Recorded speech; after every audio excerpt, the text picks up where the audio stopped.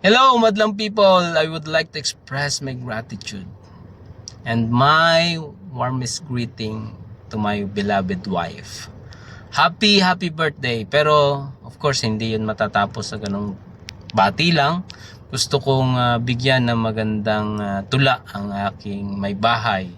At bago yon, gusto kong banggitin ang talata sa Proverbs 12. A wife with a noble heart is her husband's crown. Yan, tunay nga na yan, pinagpala tayo ng ating Panginoon dahil sa pagkakaroon ng asawa na katulad ng aking may bahay.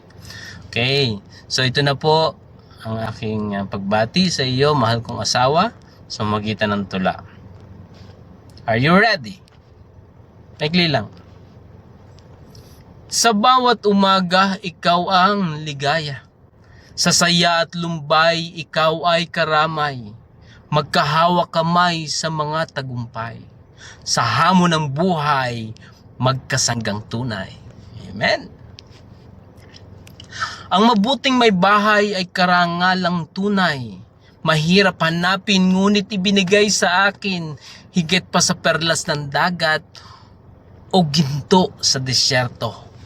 Ay iingatan, mamahalin hanggang dulo. Ayan. Sa iyong kaarawan, nais kong manambitan, kalusugan at kagalakan, patuloy mong maranasan. Mabuhay ng sagana sa puso at diwa, gabay ng Panginoon ay laging manguna. Hanggang dito na lamang ang aking tula. Pagbati liw na nakakaaliw, wala mang regalo na way sapat ito. Aking pagsuyo mula sa kaibuturan ng aking puso.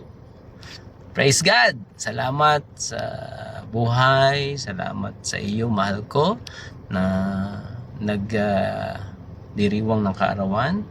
And of course, I would like to express my gratitude sa iyo sa iyong pag-aalaga sa ating mga anak, sa pag-unawa, sa pagmamahal, sa pagkalinga, sa lahat ng sakripisyo at lahat ng sakit ng ulo.